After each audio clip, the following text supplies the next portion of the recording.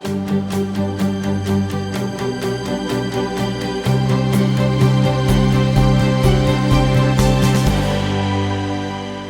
I am Dr. Chris Magiera from Warsaw, Indiana, and I am running for the United States House of Representatives from the 3rd Congressional District of Indiana.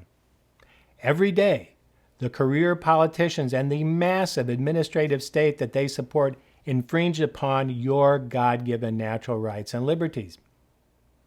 The founders created the Constitution to secure these inalienable rights. My contention is that our federal government is not functioning as dictated by the Constitution, and that a change is needed. There is a Republican congressional primary election in May 2020. In order to help the voters of the 3rd Congressional District of Indiana with that choice, I have made a series of video presentations.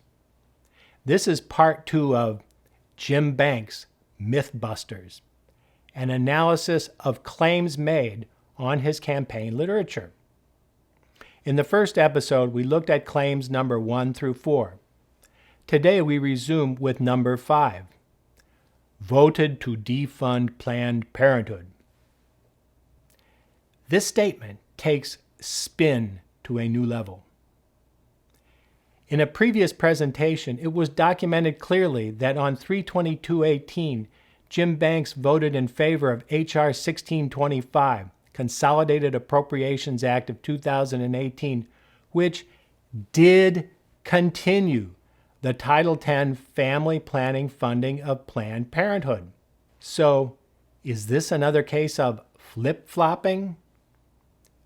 You either support human life or you don't.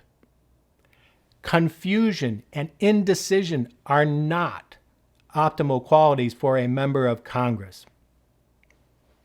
Number 6, A+ rating with the NRA. Well, that may be true, but what of Banks' yes vote on H.R. 1625, which also contained the infamous fix-nix provision? This fix will infringe the Second Amendment rights of up to 168,000 law-abiding veterans. And there is the fact that he is on record saying that he will judge the effectiveness of red flag laws by observing the experience in Indiana. As I stated repeatedly, I will vote with the Constitution 100% of the time and am committed to the principle that it is the prime duty of every member of Congress to first consider the constitutionality of a bill, not its utility. And speaking of constitutionality, I want to state unequivocally that there are no constitutional federal firearms regulations. So I asked my opponent, what does he think of the Second Amendment? As for me, I am guided only by the Constitution, not the NRA, the party caucus leader, or even the president. Number 7, fought to expand GI benefits for veterans. In the 115th Congress, there were 25 bills concerning the VA and veterans benefits that became law. In the 116th Congress, there have been 5 such bills signed into law as of 11/22/19. Of these 30 veteran-related laws, there is only one, S. 2679, Veterans Small Business Enhancement Act of 2018, signed on 1/3/19, for which there is some concern. The bill gives instructions to the Small Business Administration, SBA, but the SBA is unconstitutional. Aside from this concern, the veteran action is appropriate. While we all owe a great debt to our brave veterans, we must be ever vigilant that this honor and gratitude is expressed along constitutional lines. If elected to Congress, I would seek to honor our veterans through a vision of comprehensive reform to include transferring the entire VA system to the Department of Defense and eliminating government worker unions in the VA system. Number 8, led effort to preserve funding for Shepherd's House in Fort Wayne.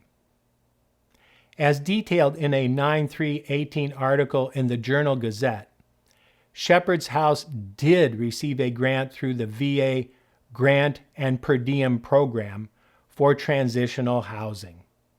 It also offers addiction treatment. The initial application had been denied. Again, my only comment here is that the entire VA system is a dysfunctional, largely unaccountable, and unresponsive bureaucracy which needs the comprehensive reform that I would propose if elected to Congress. As part of medical training, I have worked in a VA hospital. I know what is wrong and how to fix it. Not with Band-Aids, but with a constitutional cure. In summary, the campaign rhetoric of Jim Banks does have a number of areas of high-grade political spin. So I implore the voters of the 3rd Congressional District of Indiana to consider a change to a representative who is not now, nor will ever be, a career politician.